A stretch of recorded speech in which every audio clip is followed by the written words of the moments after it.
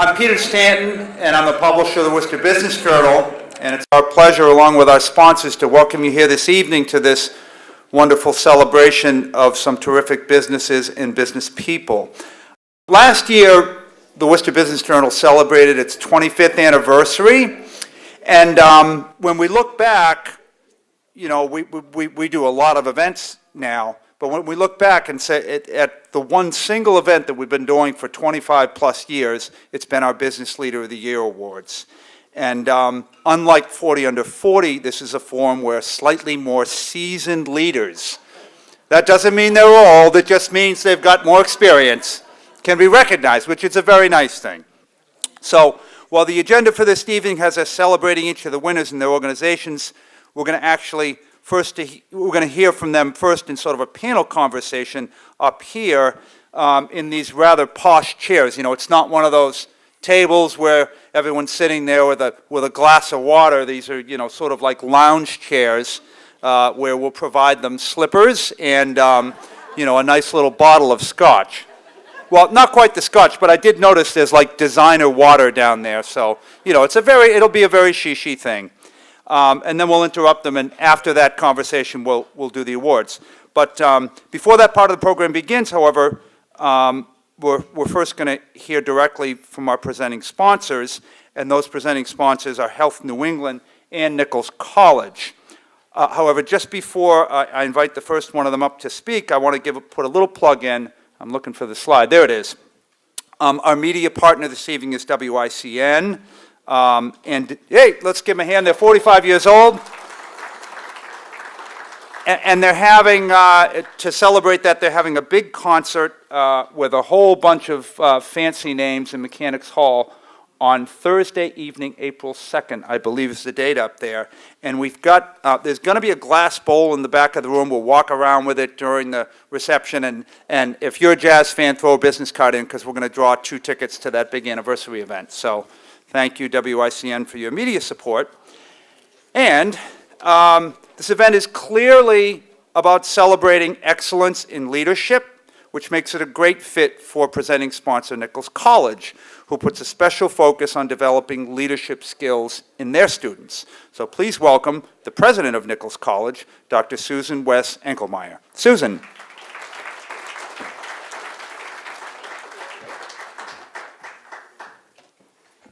Thank you, Peter, and another amazing event by the Worcester Business Journal. I would like to offer congratulations to all of the honorees tonight. In reading the profiles of the 3 individuals, Gail, Hamid, and Doran, it's interesting to see that there's a true entrepreneurial theme that weaves through their stories. I would particularly like to thank and recognize Gail for her friendship and outreach when I arrived at Nichols College nearly 4 years ago, and her commitment to further growth and development in the partnership between our 2 schools. At Nichols, we define leaders as those who can inspire others, who can boldly guide or energize a team, or those who can quietly and effectively serve as role models to move a company, a community, or a cause forward. The business leaders being recognized tonight truly personify that definition of leadership. Nichols believes in investing in leadership. Our mission is to transform today's students into tomorrow's leaders through a dynamic and career-focused business and professional education. And we do that all within a supportive community. To that end, we are redefining leadership in a way that our students will discover, cultivate, and celebrate their leadership potential. We encourage in our students the development of that often intangible, but I always say it's the soft skills that make a hard impression, the development of those skills that leaders truly have. From day one now, our students, through an experiential and multifaceted course called Learning to Lead, students are immersed in a study of leadership and begin the journey of identifying who they are and finding the leader within themselves. In today's competitive business environment, the adult learner needs every tool, not just to keep pace, but to excel. We offer at Nichols bachelor's degrees and 2 graduate degrees, a Master of Business Administration and a Master of Science in Organizational Leadership. And we also offer 3 certificate programs. So that's our little 30-second pitch. But in closing, I would truly like to congratulate the leaders and corporate citizen being honored tonight. Your achievements and community contributions are a vital support and a main portion of this remarkable Worcester region. Thank you so much.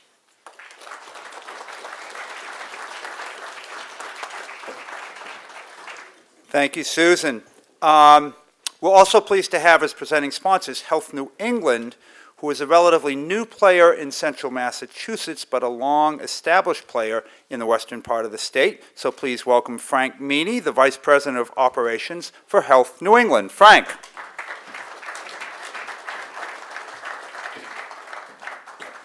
Thank you, Peter. Health New England is excited to be here tonight, helping celebrate the awards of the 4 very deserving honorees and their organizations. Health New England, for those of you in the audience who may not be familiar with who we are, we're a regional-based health plan located in Springfield, serving 200,000 members across multiple lines of business, with products that meet our fully and self-insured commercial customers' needs, as well as our Medicare and Medicaid members. As we look to expand our geographic footprint into the Worcester County, as well as integrate Health New England's mission of serving businesses and people in the communities that we serve, we believe that forming a long-lasting partnership with the Worcester Business Leaders Program is the right first step towards meeting both of those goals. Like you, as leaders of your organizations, Health New England values leaders who help impact the managing and the growth of your businesses. I would venture to bet a drink that if we ask the 4 honorees to give us a couple key successes or a couple key drivers of why they're here tonight, it would come down to people and relationships. At Health New England, we believe, and I'm sure as you do, that if you give your people the tools and the equipment that they need to be the best individual that they can be on every single day, that they will ultimately yield results that meet your customers' needs. The old adage still applies today in 2015, right? A happy associate, a happy employee equals a happy customer. Well, we believe that. The other key factor I think the honorees would talk about was probably would be relationships. Relationships are as fundamental as it gets, whether they're personal or professional. We'll stick to the professional ones tonight. Internal stakeholder relationships are the foundation of how I'm sure the 4 honorees and their businesses thrive. You want to make sure that you're not siloed in how you deliver your services to your customers, that you're working across departments, cross-functionally, up and down and sideways in your organization.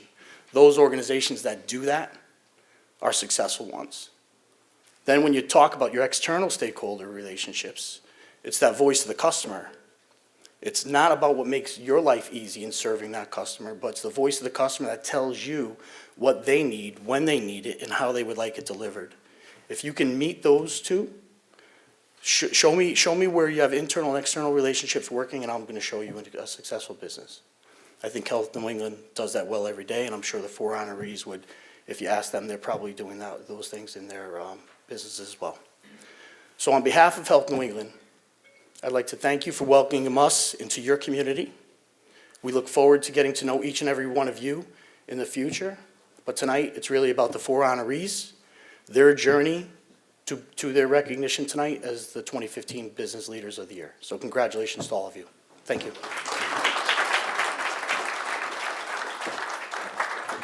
Thank you, Frank, and it is my pleasure to turn the program over to the Worcester Business Journal editor, Rick Sayer. Rick, you're up.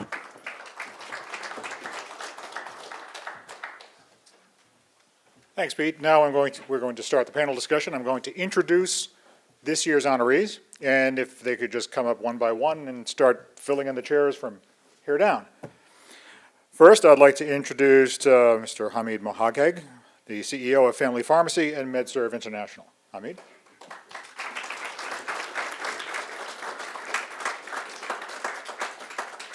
Next, Gail Carberry, president of Quinsigamond Community College.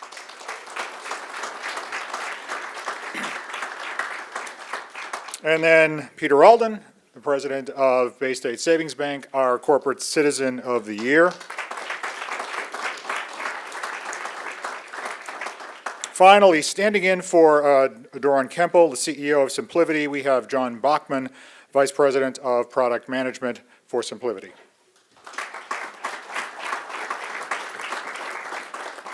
And now it's on to the interrogation.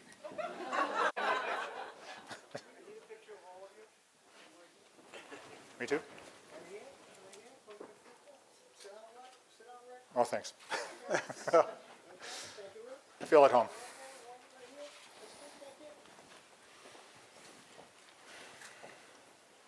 Okay, so let's rock and roll. Okay, the first question, Hamid, is for you. What are some of the biggest risks you face in your business or businesses? I should say currently is the rapid growth along with building infrastructures on a fly. It's been, it's quite an experience these days for us because we grow so fast and we love it, but at the same time it comes with some recourse and trying to build the infrastructures as fast as we're growing, so it's been a challenge. But in addition to that, some of the main challenges have been associated with the declining reimbursement rates as we're moving towards fee-for-performance. Healthcare industry as a whole is moving from fee-for-performance, fee-for-service to fee-for-performance these days, and that's what we're. So there are fewer dollars to go around and to cover more individuals.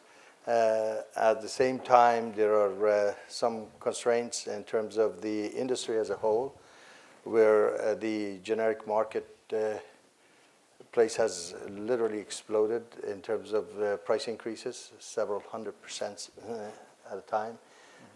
We thought we had it under control and all of that, so that ever-increasing cost is also creating some risks for us. I'd like to turn that over to the rest of the panel. What some of the risks? I mean, healthcare, of course, has a mountain-like set of risks, but I know that education has a lot of risks today, Gail. And if you could, I'd like to address some of the risks that you. I'd like to hear you some of the risks. I think I need a drink. Address some of the risks that you face. Sure. Being a state-assisted entity, I think some people might believe that our budget is generated by state appropriation. Only about 25% of our operating budget actually comes from the Commonwealth of Massachusetts. The rest is entrepreneurial business model, bringing students in, assisting them to receive what it is they anticipate they need to move on to better places, sometimes to Nichols. Got some great programs there. And I will say that, we're constantly assessing risk.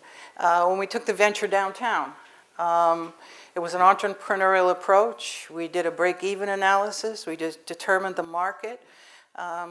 We look at what it is we want to accomplish. So we assess the risk. We make some fundamental decisions. We carry it to our board. We talk about it some more, and then we find partners who can help us share the risk. And I think that's key for us. Frank, when he was up here from Health New England, was talking about relationships. And for us, finding partners and good citizens in the community who believe in our mission and are willing to help us take the risk is an important part of our operation. Let's talk to your next-door neighbor in banking. Oh, he's great. He's great. Risk in banking, huh? Low interest rate there's a little environment? bit here and there, a little bit here and there. It used to be that in the traditional bank model, credit risk, lending money, losing money by lending money was one of the larger issues. Now it's remaining relevant, remaining current with technology, cybersecurity, cyber risk, You could go on and on and on, you know. So it's managing those things. We're an evolving business, much the way Gail's business is, Hamid and John. And so with that, if you don't change, you're not going to be here. So. I like how this has been a very seamless connection. Now we go to technology. Where, you know, having been a technology journalist myself, it was like, you know, you get into every 2 or 3 years, the whole paradigm changes. We all heard of a paradigm shift. Yeah, it's more than a cliche. So, John, about SimpliVity, what are the risks that SimpliVity faces trying to stay ahead of the curve and maybe trying to, chart a curve of its own? So let me first of all thank everyone on behalf of Duran Kempel, who's my manager. He's the CEO of SimpliVity. He couldn't make it today at the last minute, and unfortunately, fortunately, I was available to come down. Did I really say that? No.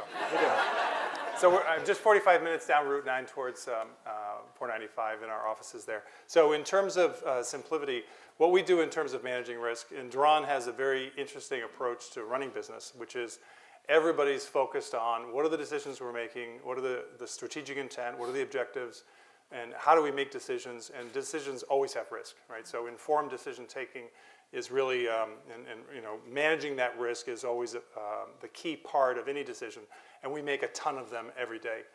Just to give a little background, the company I joined about 9 months ago, I was the 300th employee, and now we're about 600 people. So it's just dramatically growing. And so we're making decisions every day, every weekend day, that have to be informed, have to be structured, have to be thought through.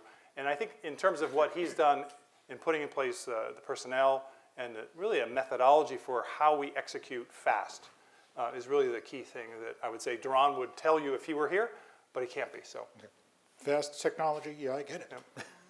Yep. Gail, for you.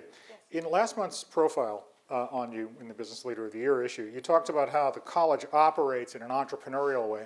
And why is that important in higher education today? Well, you know, the college has assets. Its mission is probably its primary asset to this community. And so when we move forward, as I indicated, we move forward by looking at what our assets are, what we're willing to risk, how we're going to build a connection to make something happen. In a college environment, a community college is about the community. You know, we could live in an isolated environment. We could be an island unto ourselves, and it would not benefit our college, nor the students, nor the businesses, nor the school departments, or anyone else that we serve as part of our mission. No one can do this alone. An entrepreneurial mindset means you determine what your vision is, you determine what needs to be done, how it needs to be done, you build the teams who will work cross-functionally to do it, you pass the ideas forward, and fortunately I have an extraordinary team that both has vision, but also the willingness to challenge each other around vision. I mean, I can go way out there on vision. There's no two ways about it. My team will tell you that we have some very fundamental conversations about how much risk can we manage at any given point in time. And I do think that colleges need to think outside the box. Curriculum changes, the needs of communities changes, the market changes. All of those things are a swirling environment. What we do, we've coined a phrase that we call cyclonic management. When we move forward, we assess what we want to accomplish. We know that there are moving parts that need to come down at the right place at the right time. We have to have the right people in place to manage those partnerships, those alliances, those moving parts, make sure they land appropriately. So we have this cyclonic management model. We throw it all up there. We know it all has to be part of it. We know somebody's going to manage each individual part, and it's got to move forward in the direction where we know we need to go. And that's how we've managed to be successful. Peter, for you, what primarily drives the bank to place such a high priority on its contributions to the communities it serves? Well, if you don't give back to the community and the community doesn't thrive, we're not going to be here. And, you know, as a community bank, and we've been here going on 120 years this year, you know, it's important. It's important to give back. All of our employees live local. They're growing their families here. they're employed here. We just feel it's part of our DNA. Okay. John, over to you. Just going around robin here. How does SimpliVity celebrate its successes and learn from its mistakes or failures? Let me start with the learn from the mistakes. Sure. We have a process by which when we actually finish an activity, we have something called a post-activity review, standardized in almost every aspect of the business. So if you hire somebody, you look at the activity associated with that hiring process. If you release a product, you have a post-activity review where you figure out what went well, what didn't go so well. And then you actually take action items. And the very formalized action item taking process puts it into action. In fact, that's a favorite term of Duran. He wants to make sure that after a meeting where a whole bunch of people talked, that we actually save the decisions and act on it. And so he considers that if you don't end the meeting early with action items, with names, times, etc., you've essentially wasted the hour or you've wasted the time. So that post-activity review methodology and the action item taking and tracking is essentially how we learn. And he's very open to discussion about, there's no fault in a post-activity review. It's how do we fix the process? Usually it's process failures that we find, and it's rarely people. People fail when the process is wrong, but even people who are not that skilled can be successful if the process is right. So the idea is get the right process, refine the process, focus on that, and it really comes about talking about what went right, what went wrong, and refining it and taking action. Good approach. Would any of you, I think it's an interesting response, would any of you like to join in on that and how you learn from mistakes and failures? I don't think any of us want to admit mistakes or failures, but we have them. We absolutely have them. You learn from them, and your team learns from them. And you regroup, you pick yourself up, you dust yourself off, and you assess what happened.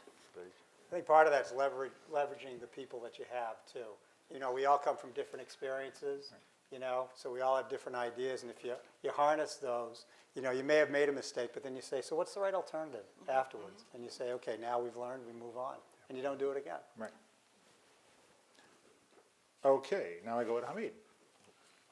You told us last month that a key to family pharmacy success is personalized service. Right. In an industry that's so broad and dominated by bigger players, does that go far in helping your company expand? Yes, indeed. Well, coming from the hospital administration background, our focus has always been on patient care. And that is precisely the differentiating factor for our model. As you know, we are probably the most penetrated country in terms of large chain drugstores in the world, along with UK and Canada. Pretty much all over the world, even in Europe, anywhere in Europe, you see that predominantly the pharmacies are community-based pharmacies, and even the chains are independently owned chains. And you probably are aware that pharmacists in general have been regarded as the most trusted profession by the public polls for so many years at the top of the list. And mainly because the pharmacist is available at no cost, probably the most accessible healthcare member that is readily available to the public. So that somewhat has gotten lost in the shuffle by the chain industry because they are doing a model that requires like an assembly line type of approach and probably is more business or retail oriented as opposed to healthcare oriented. Mm-hmm. Or community pharmacies focus on patient care, and anyone that walks into our pharmacies is regarded as a patient, as opposed to chain industry regarding the individuals as customers. And that differentiates us greatly. So we are willing to go all the extra miles and in trying to provide the proper care to our patients, where their focus is, I hate to say it in a way, is a number game at the end of the day. And so they are not willing to basically provide additional value-added services in terms of packaging, in terms of delivery services, in terms of facilities, med sheets or what have you, patient profiles that we develop and maintain and monitor for the facilities and all that.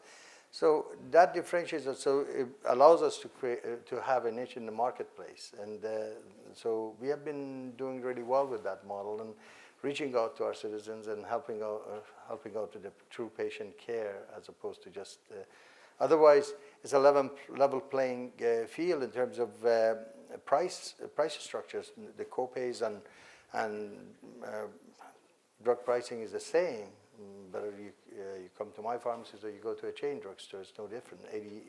98% of the business nowadays is associated with insurance payments and reimbursement. So the very little 2% that is left behind, we have a policy that we will beat or meet anyone's price.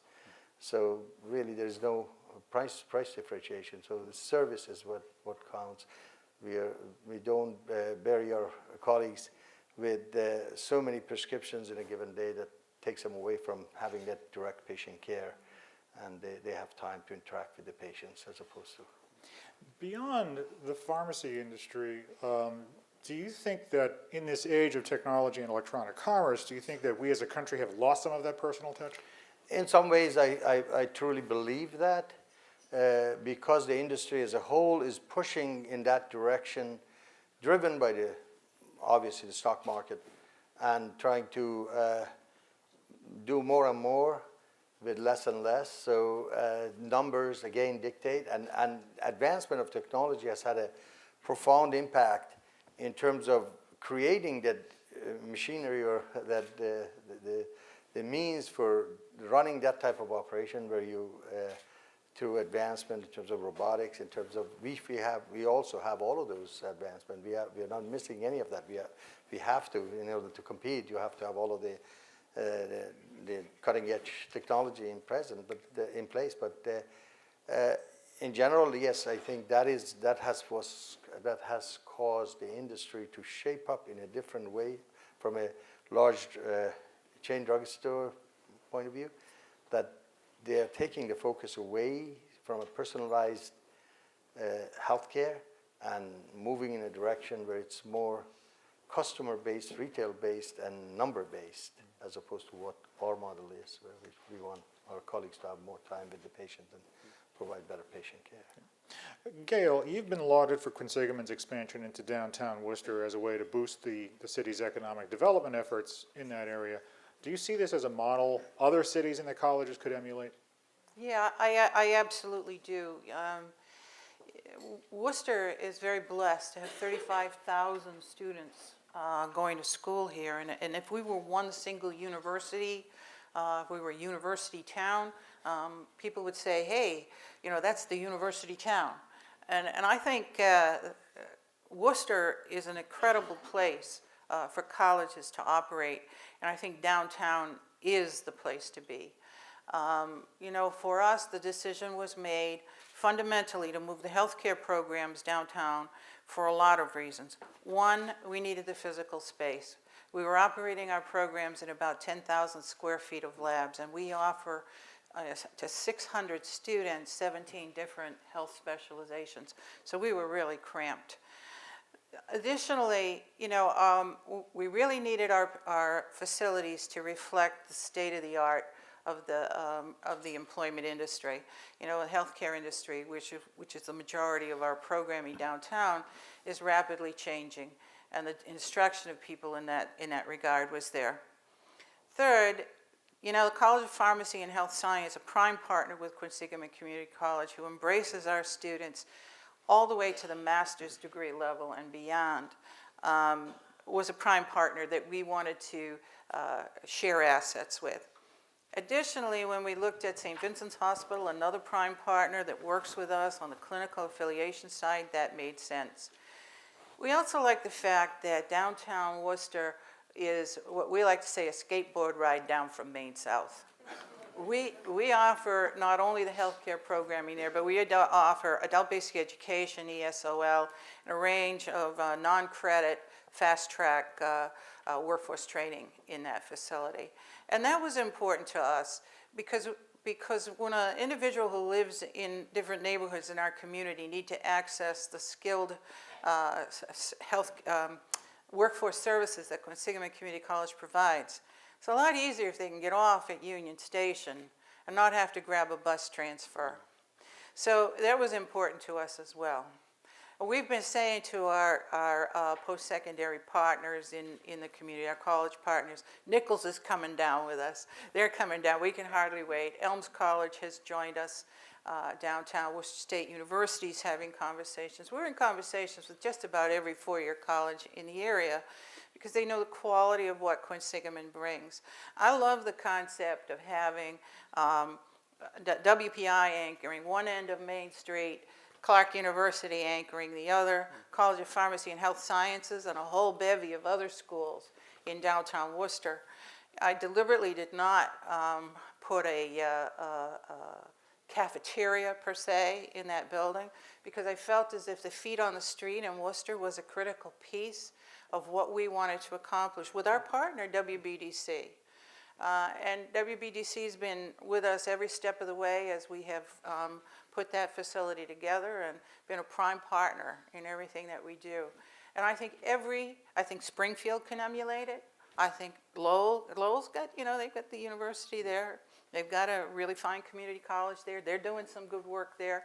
So yes, can other colleges move in that direction? Yes, Lowell has done it. Quinsigamond, along with partners, are doing it. So I would say yes. And probably creates more depositors for you, right? It does, and I got to tell you, the vibe in downtown, it's great. It's great, and that's one of the things that we were very excited about having happen. And I'm not from this area originally. And when I came down 3.5 years ago, I walked in. I said, "This is a great community. All the colleges, all the activity." And then all of a sudden, it's all stepped up. And thankfully, we're right in the middle of it. Nice place to be. It's a very good place to be. Thank you. Okay. It's nice to have your students there, young lady. Okay, Peter, is there any one contribution to the local community that you have found most satisfying since you began your tenure here in 2011? That's a tough one. Yeah, there's That's no a tough electrode one. on the seat. No, I know. I'm waiting for the shock, Yeah. but no. It's a hard thing. We've tried to be. We've had a propensity towards children, and our Champions for Children event actually is tomorrow night. I'll do a little ad tomorrow night up at Wachusett. But any one individual, no. I think we've tried to be spread the wealth a little bit and help in any way we can, both from a contribution standpoint, but also from an activity standpoint. So it's hard to isolate anyone. John, in the profile of Doran that appeared last month in the WBJ, he talked about having a culture focused around debate to encourage innovation and better execution. I think you kind of alluded to that earlier. Does the company like to hire people who are not afraid to mix it up and get involved in debate? Exactly. The thing that I think Duran focuses on is logic. He's not very emotional, but he's extremely logical. And if you don't have a logical debate or a logical structured argument, you're in trouble. Because he'll tear you apart. How did you get to that point in your thinking? Uh-oh. So his focus really is on an open dialogue with people at every level in the organization. He recruits, he's involved in the recruiting process of pretty much every person, at least here in the Westboro facility. He spends a lot of time thinking through what is in their mind, and are they thinking logically about the job position? How would they execute it? So, the approach we have in the company is open debate in a structured fashion where everybody's opinion matters, as long as it actually fits in and is sort of helping us get to a decision or get something done. And I mentioned this into action sort of. It's almost a methodology. He thinks about what is our strategic intent for a project? What are the objectives of the project? How do you plan that out? What's the regular cadence for review of it? How do you essentially progress a project to its finish line, and when does a project turn into a program? It's all part of his training, and he actually does a lot of the new hire training. He does manager training, and he inspects. He makes sure that the methodology for time management and execution processes that he's put in place are maintained as the company grows. And one of his primary concerns is that with a company that grows so fast, if you don't have senior managers doing the same level of work and the same level of inspection and demanding the same sort of efficiency, that you're going to lose the culture. The culture will slide sideways. So he spends a lot of time making sure that we have open, honest debate through a structured fashion on time, and we make decisions and move on. So yeah, it's a challenging environment if you're not used to it, but it's very easy to understand once you sort of grab a hold. So in other words, just don't go there just for the sake of doing a job and being quiet for 8 This hours is, or more a day. Yeah. SimpliVity's, just to give you a little bit of background, we are in what's called the hyperconverged infrastructure space. We sell servers. You know, if you have any sort of IT or application, we're the boxes that are in the machine room that have all the fans whirling.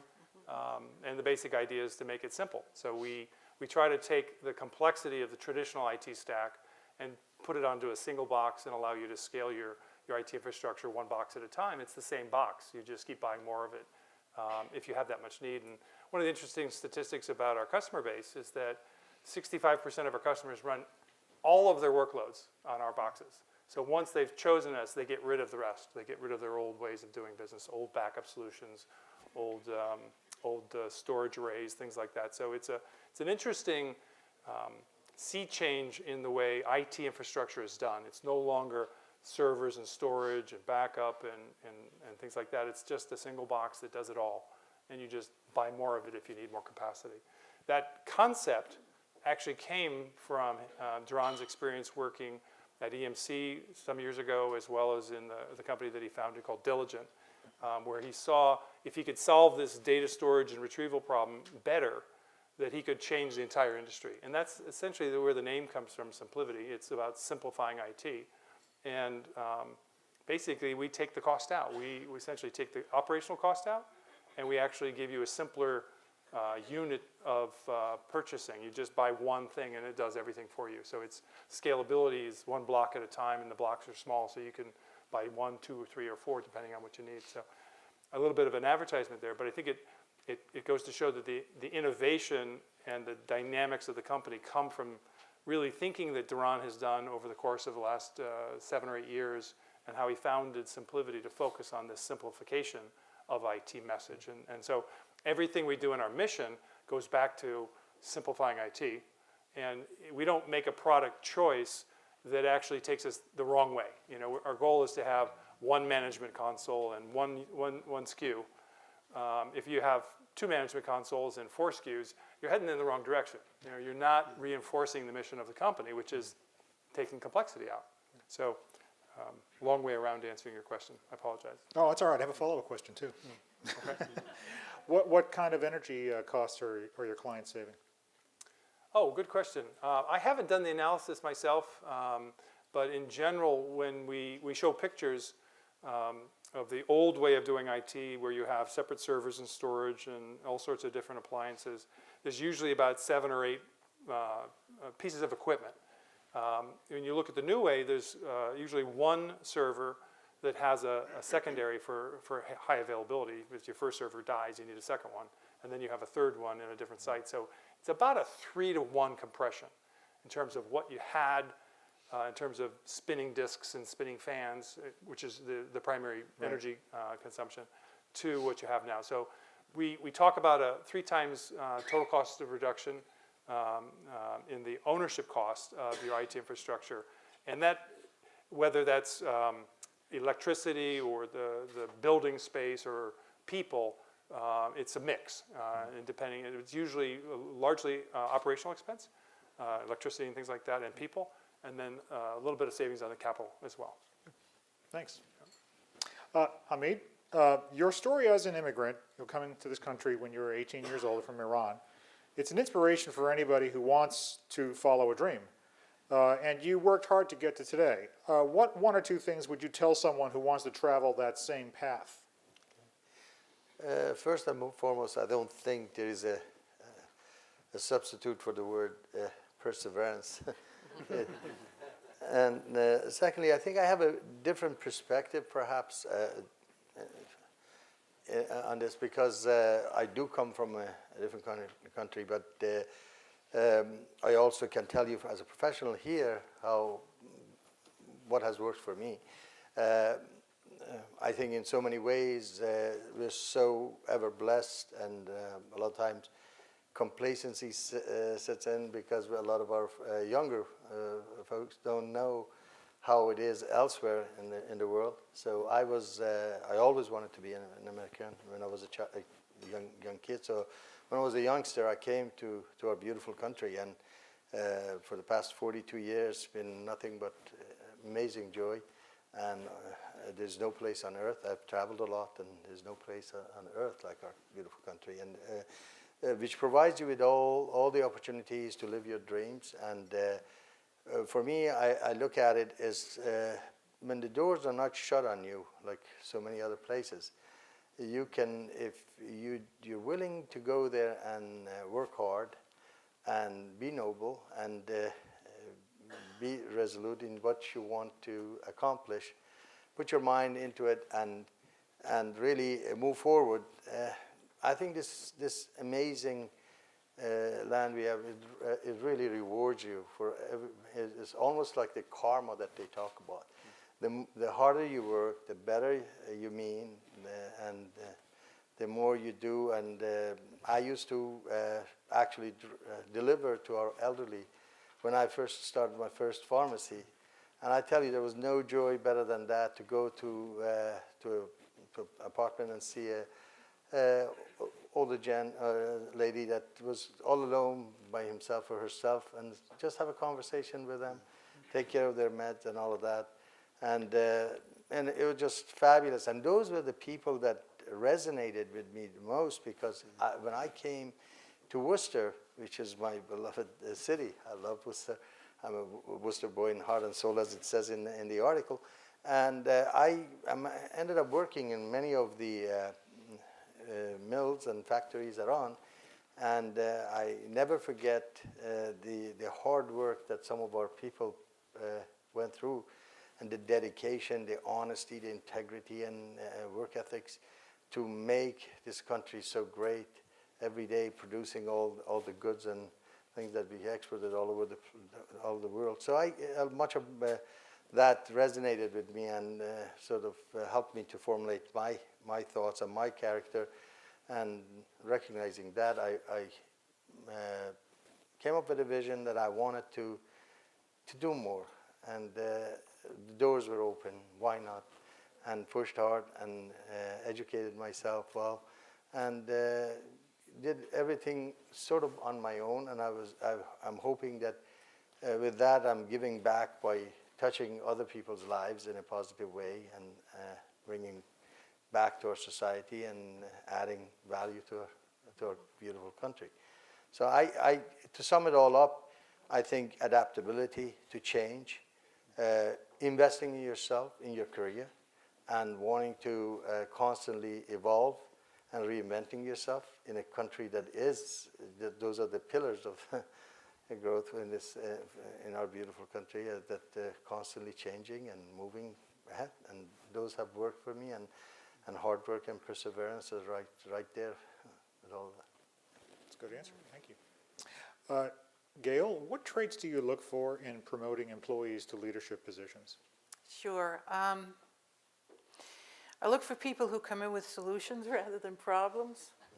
It happens, you know. I mean, seriously, you know, I look for people who can work cross-functionally across the organization, people who others on campus look up to because they've been willing to take on some important work in the college environment. I think there's a very profound difference between management and leadership. I have some solid managers who have not yet become leaders. And I don't fault them for that. Management of people, management of resources, management of other aspects of the organization are critical to the success of any enterprise. But when it comes to leadership, I look for people who And from the outside, if a person's putting a resume in or going through an interview as well, if they use the word I rather than we too often, that's a red flag.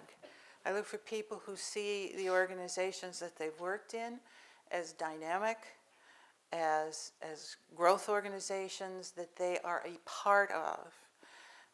And I think that's absolutely a key and fundamental thing. I'm fortunate in that I have promoted from within and very successfully. I've got a leadership team that is the envy of a lot of other community colleges in the state, and I don't just say that because they're in the room. I will tell you, they know how good they are. They know how good they are. And I think, Quinsigamond has been able to do a lot of things because we went through the pain of culture change. We moved, there was an institution that moved very slowly. It was very cloistered on West Boylston Street. This was an organization that did good work in the community, no two ways about it. But we hadn't made that shift. And so I looked for people who were willing to embrace change, people who could see that what we were doing was good but could be made better, people who were not afraid to build teams not only within but without, who were willing to add others in the community to Quinsigamond's mission. We are the community's college.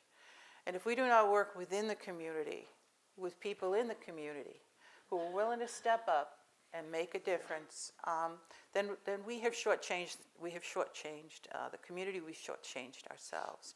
So I look for people with that kind of spirit, people who will engage. You can have people who are very glib, very social, very able to communicate with other people on the outside, but if they don't deliver on the promises and the commitments, that's not good either. So yeah, it's an interesting process to find the right people, and when you do, boy, your organization really shines.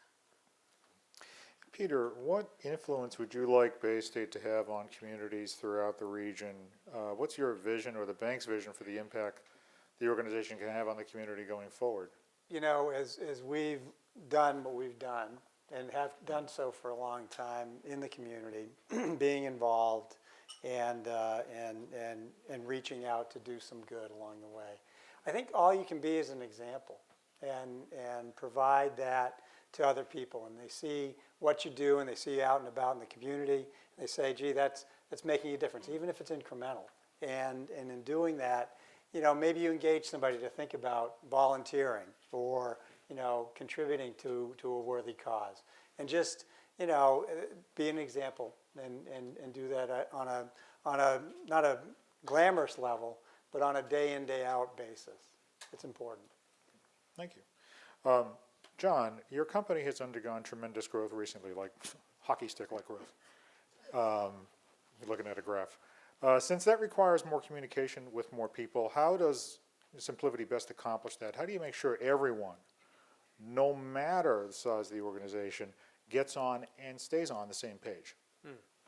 Yeah, we have a regular quarterly meeting where the entire company gets together.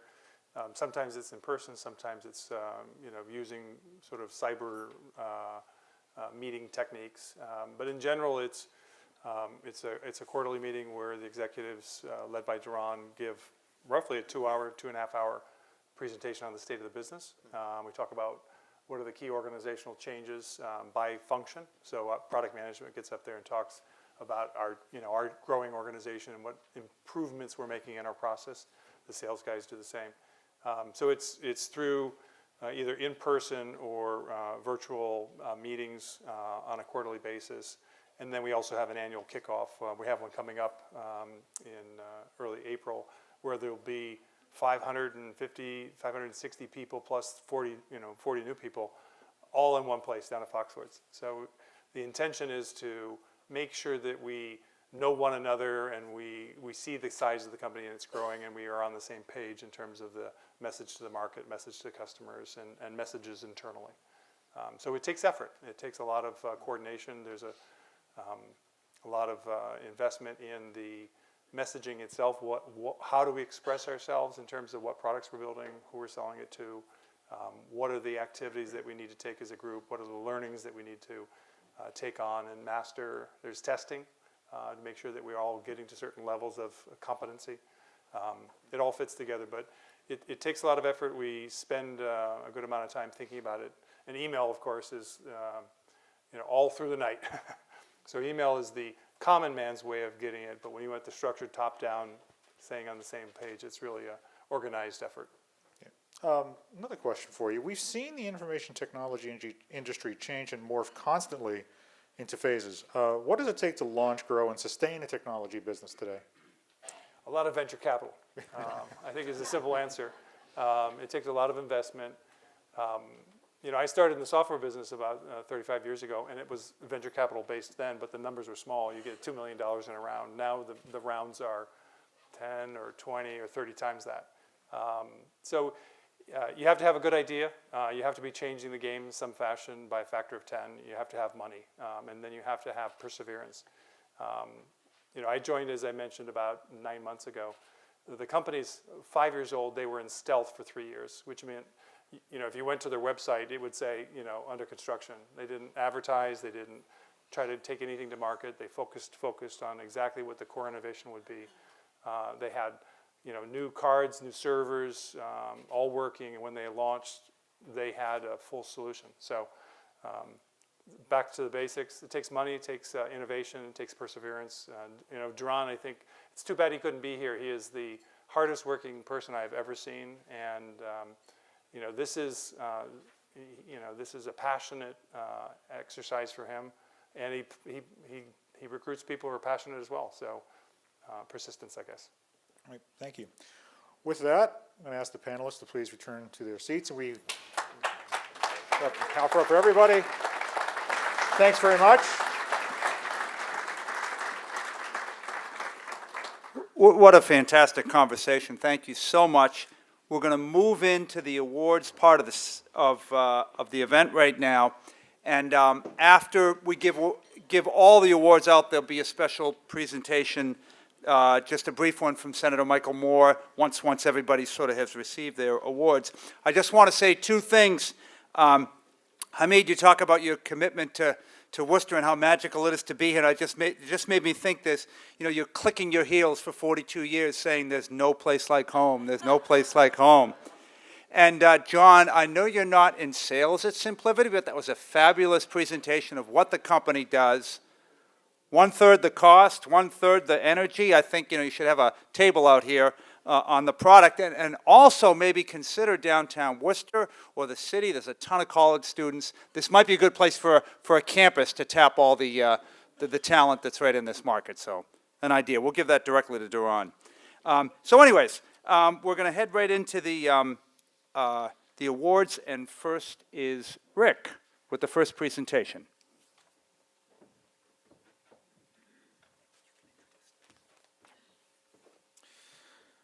Okay, Duran Kempel may be to the technology vendor industry what Bill Belichick is to professional football. He thrives on analysis and engages in careful planning and preparation. That approach has led him to form two companies, the second one being SimpliVity. SimpliVity has been called a company to watch as it aims to help its clients simplify their technology infrastructures and lower their costs of doing business.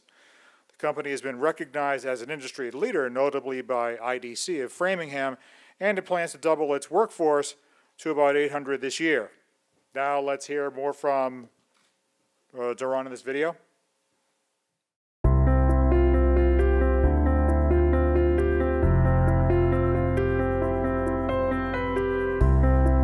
To your question about me thinking about my career, I thought that I would be leading an organization. I don't know about a company.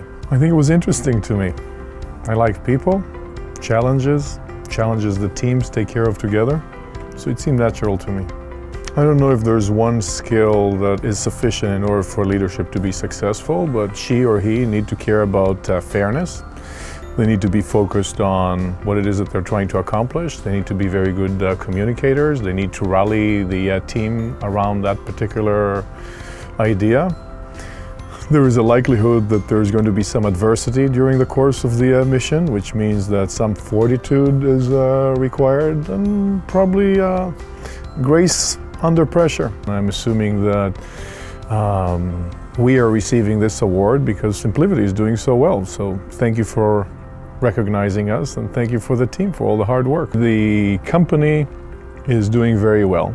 We haven't yet succeeded, but there are very important indications that the company is in the right direction. And we need to stay focused, of course. There is an air of opportunity in the IT infrastructure industry right now. And as a result, we need to attribute the trajectory that we're on, and hopefully the success that we will achieve if we stay focused, to the hard work, the motivation, the talent of the team members, but also the fact that I don't want to use the word lucky, but we're very fortunate. I think the company is facing an enormous opportunity as a result of three main characteristics. Characteristic number one is massive total available market. Number two, the technology offers profound value to end users and is very difficult to emulate. So this is a very important combination.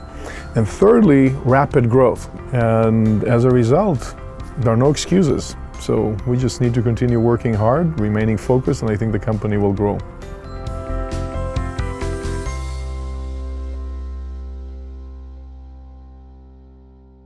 The Worcester Business Journal is proud to honor Doran Kempel as this year's Business Leader of the Year in the Large Business Division.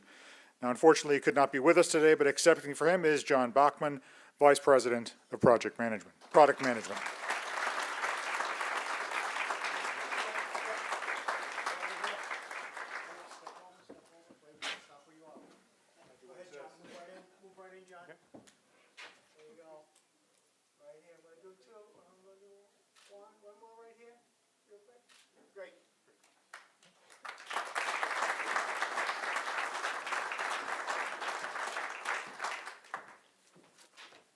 Now I'll turn it over to Frank Meaney to introduce our next honoree.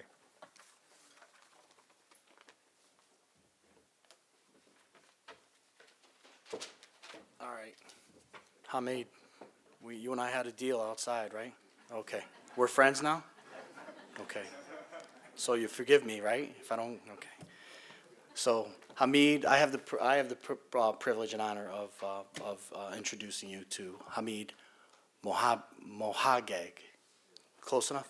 Good, okay. Sorry. Rumors of the death of the independent pharmacy have been greatly exaggerated.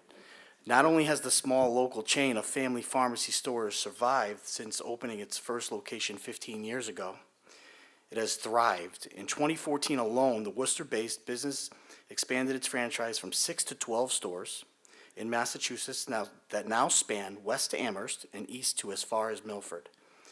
And Hamid, I'm not going there, Hamid. Hamid is clearly not through with his expansion plans.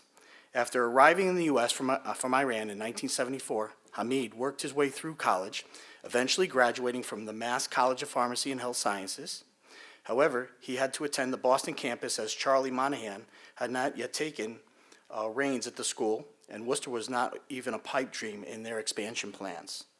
While his professional training made him qualified to run a pharmacy business, it has been his drive and deep entrepreneurial spirit that has fueled his impressive expansion of family pharmacy, his medical supply and equipment businesses that serves clients in the Middle East, as well as his significant real estate holdings. As a young immigrant to this country who arrived in the U.S. at the age of 18 to the owner of an expanding business empire, Hamid's story is a classical American success story. Please take a look.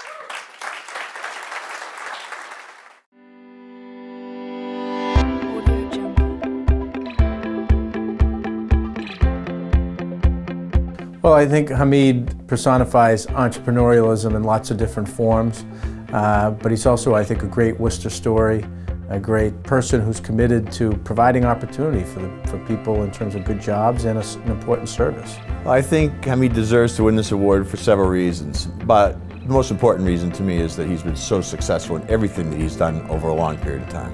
A good leader is one that works side by side with his people and cultivates a very trustworthy and nurturing environment for the people. Hamid's leadership style has a tremendous influence on his employees, and he really does lead by example. and he models the behaviors that are going to be successful in his organization, and he encourages others to follow suit. He's just somebody who's a good listener, who asks questions, isn't afraid to bring in people for input and advice, and that is, I think, all about collaboration. When I was ready to be in a leadership position, I felt that one of the best things to do was create a mindset as to what I wanted to accomplish in my work environment.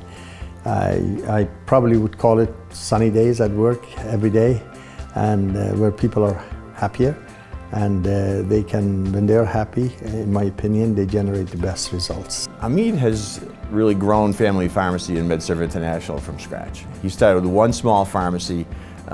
It's not easy to be competing with the large pharmacy chains these days, and in spite of that, he's now a multi-site location and very successful, providing wonderful customer service. He's growing, I think, because of personalized service, because of engagement, collaboration with his employees and customers, and that's what people want, and it's a demonstrated success so far. We foresee that the company is going to continuously grow, again, much to the fact that the people in the company are so vibrant, energetic, and noble, and wonderful, and capable, that they're all helping me to achieve our goals. So I see that our company is going to continuously grow, and our family is going to get bigger and bigger, which is still there is room for growth there.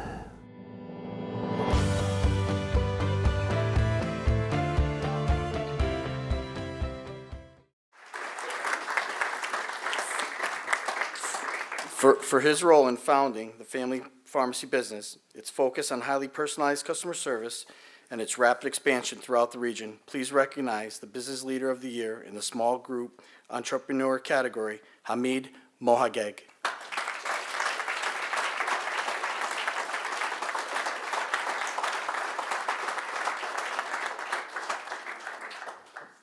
Right here, going to do one quick one. Right here, nice big smile. That's great, thank you.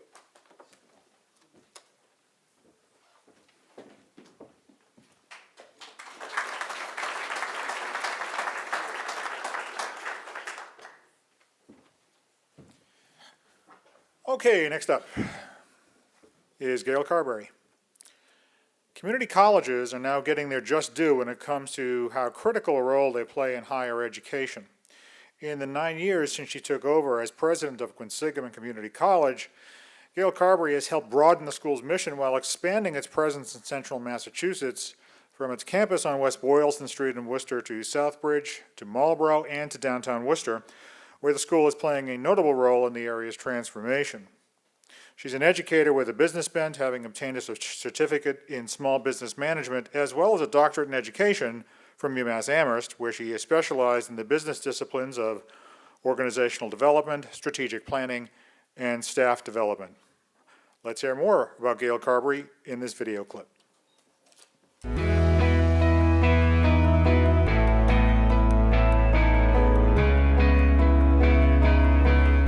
I think Gail Carberry embodies leadership. I think she is positive, she is a big thinker, she is all about striving to bring Quinsig to the level that this community, and I mean the larger community, really needs right now. Without Quinsigamond Community College and its determination under Gail's leadership to make sure that we produce a fully educated, higher educated system, I think that Worcester would really be at a loss.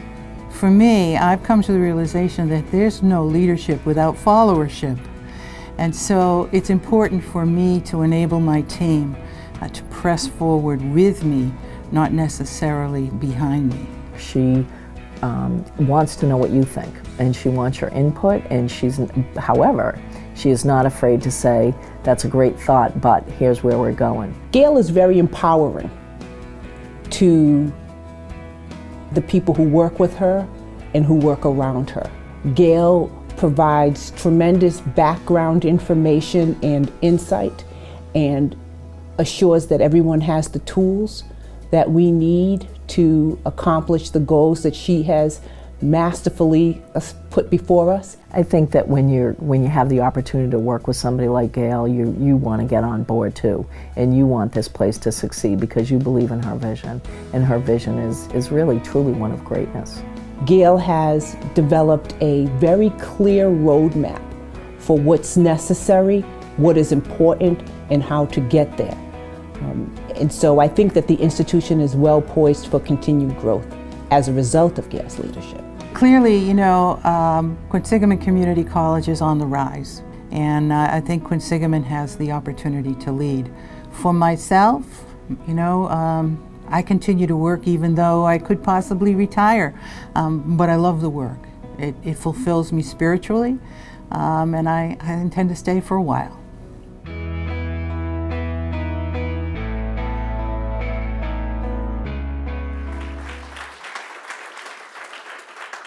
And the Worcester Business Journal is proud to honor Gail Carberry as this year's Business Leader of the Year among nonprofits.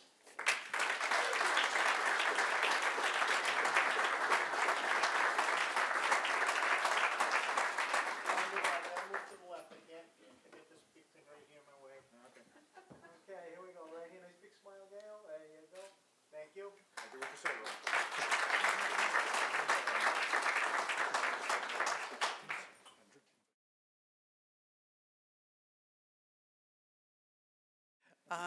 I just want to say, Sue Mailman, you're the best.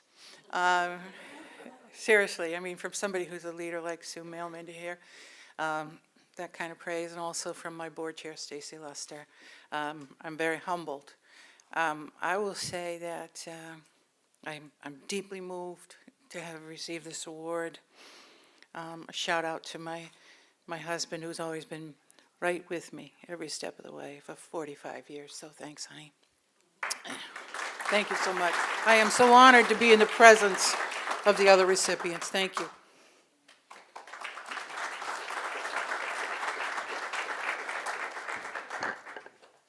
Not to be overlooked, Hamid held off in his 2 minutes after his award, so we're going to bring him back for an encore. I am truly humbled and honored by receiving this award, and I sincerely thank the staff at the Worcester Business Journal, my family, my wife Ellie and Justin, and my daughter Nicole, who just came into the commuter train from BU, from Boston, and all of my wonderful friends and all of you for attending this, and I thank you again and for your trust and nomination. Appreciate it.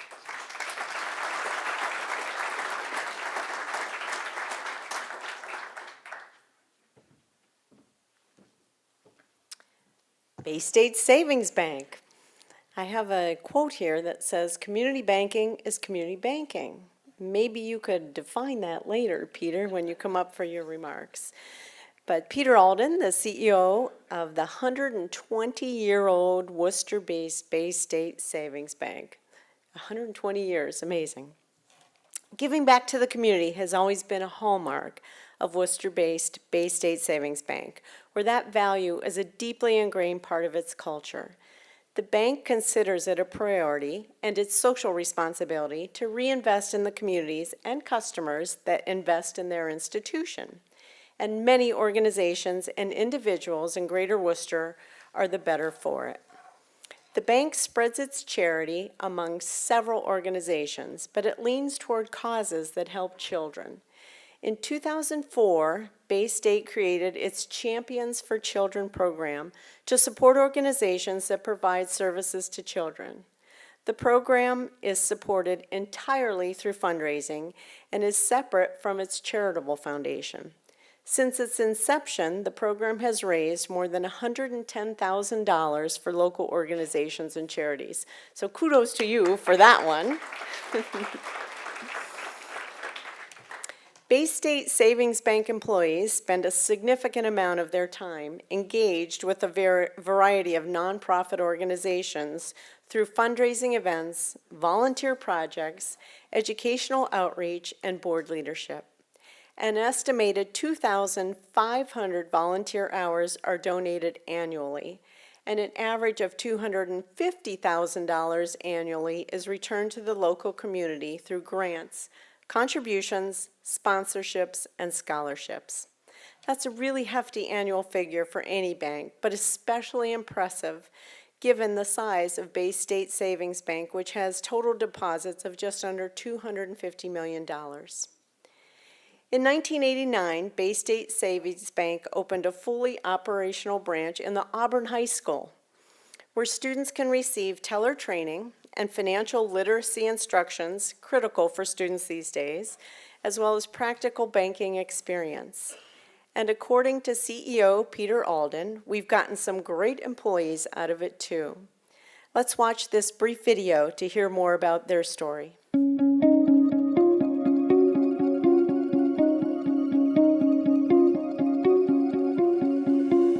Having been in the community since 1895, we feel very in tuned and involved in the community. And we give back in a number of different ways. One is financially, of course, but the other one is more specifically our time. Bay State has a long history of supporting many nonprofits in the city, Worcester East Side being one of them, and they have supported them through both good and difficult times that the nonprofits have had in the city. We live in this community.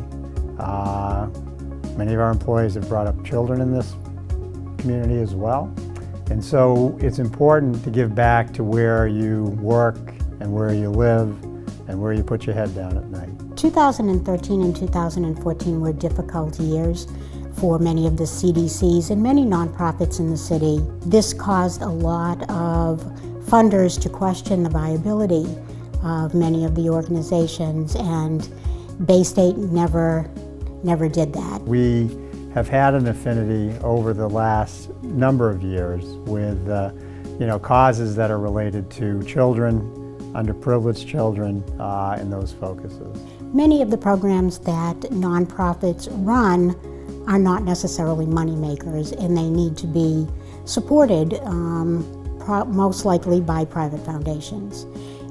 Their funding has helped us mostly with our housing counseling program. As long as we can make sure that the bank runs appropriately and that there's coverage to take care of our good customers, we'll allow our employees to get involved and be at different locations during company time. We really rely on good corporate citizenship to help with programs that are there to help individuals or the community in general to be a better place to live, to work, and to raise your family. The better off your community is, the better off your institution's going to be, whatever it is, and it all contributes to the well-being. Opportunities keep coming, and there's no shortage of need, so we're glad to be involved.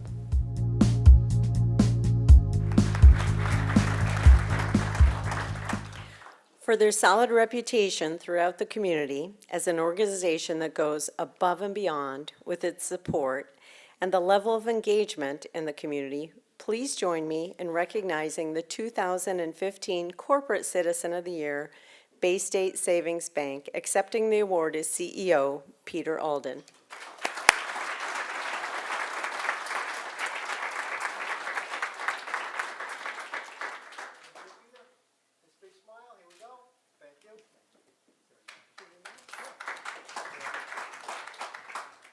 It's nice to represent a corporation that's very involved, and it comes down to people. It comes down to a supportive board.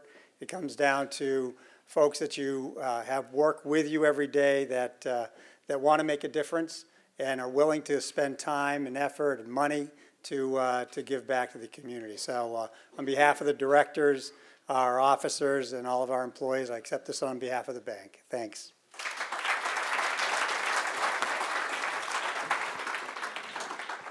Thank you, Peter. Gail, you mentioned the age of the bank at 120 years, and I think SimpliVity, John, is it like 600 people and 5 or 6 years old? Something like that, right? And Hamid's, growing at 15 years. I think Gail, 50th was just recently, so 53rd. And how old is Nichols College, Susan? 200. I was setting her up for that, 200 years old.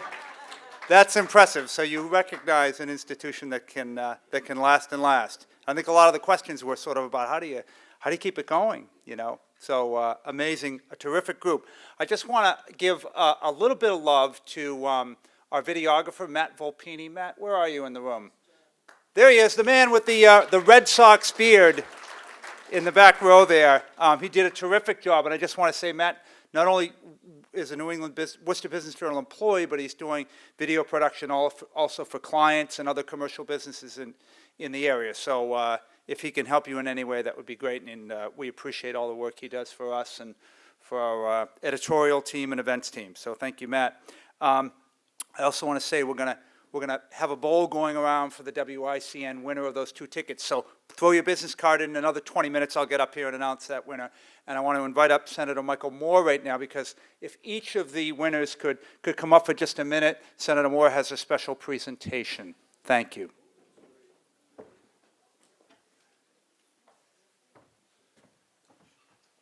Good evening. It's great to be here tonight. You know, as the awards were being given out, I was thinking back to 2008 when I first got elected, and I think we all remember the economy was crashing and businesses weren't celebrating expansion. At that time, we saw contraction everywhere. So it really is a pleasure to be here to see companies like SimpliVity and Daron Kimball, his company expanding. And in recognition of all of the expansion and success, I have a state citation from the State Senate, an official citation. Be it known that the Massachusetts Senate hereby extends its congratulations to Daron Kimball of SimpliVity, Inc., being selected the Worcester Business Journal 2015 Business Leader of the Year for a large business. And be it further known that the Massachusetts Senate extends best wishes for your continued success, that this citation be duly signed by the Senate, signed this President of the Senate, and attested to, and a copy thereof transmitted by the Clerk of the Senate. It's signed by our new Senate President, Stan Rosenberg, and Senator James Eldridge, who is your Senator.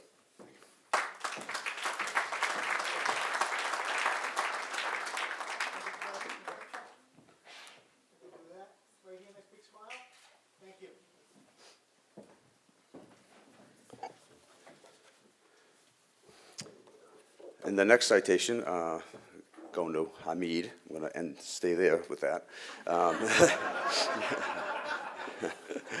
When I first got elected, again, I was assigned to the Committee on Small Business and Community Development. And at that point, everyone thinks of the large corporations as being the backbone of the economy. But it was during those 2 years and chairing that committee that I actually learned that 86% of the economy is based on our small business. So if we're going to thrive and expand, that's where the emphasis and our efforts really need to go. And seeing his success really speaks to that point. And I have for you, from the State Senate, an official citation to Family Pharmacy, Inc. and Medserv International, being in recognition of being selected the Worcester Business Journal's 2015 Business Leader of the Year and Small Business Entrepreneur.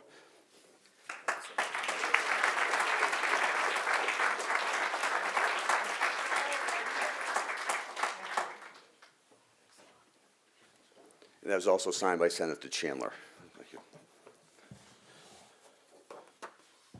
And for most of you in the room that know, I actually chaired the Committee on Higher Education for the last 4 years. So I've had the pleasure, of meeting President Carberry when I first got elected, but the last 4 years, I think my numbers were on speed dial with her. She is a great leader. And she's always coming up with new initiatives trying to expand the community college's role in the city and different ways of trying to help the workforce regain skills. So it really is a pleasure to present this citation to her for all her hard work. So to Gail, Carberry, Quinsigamond Community College, in recognition of being selected the Worcester Business Journal's 2015 Leader of the Year for Nonprofit Division. Again, it's signed by myself and Senator Harriet Chandler.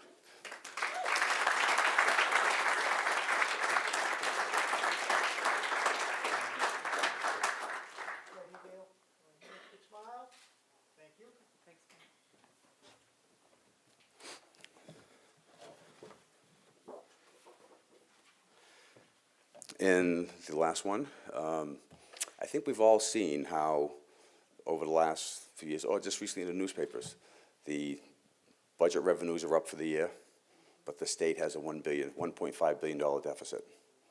And I think the phrase that's been coined lately is that it's not a revenue problem, it's a spending problem. In government, which means government can't do it all. So we need partners in the community. And the fact that we have a successful corporation that's willing to come forward and not just look at their corporate profits, but actually put them back into the community, to be a member of the community, and remember that with the success of the community also goes the success of their business. So in honor of all your generous donations to the community and being a major contributor to your fellow community members, I have the Bay State Savings Bank, in recognition of being selected the recipient of the Worcester Business Journal's 2015 Corporate Citizen Award. It's signed by myself and Senator Herron Chandler.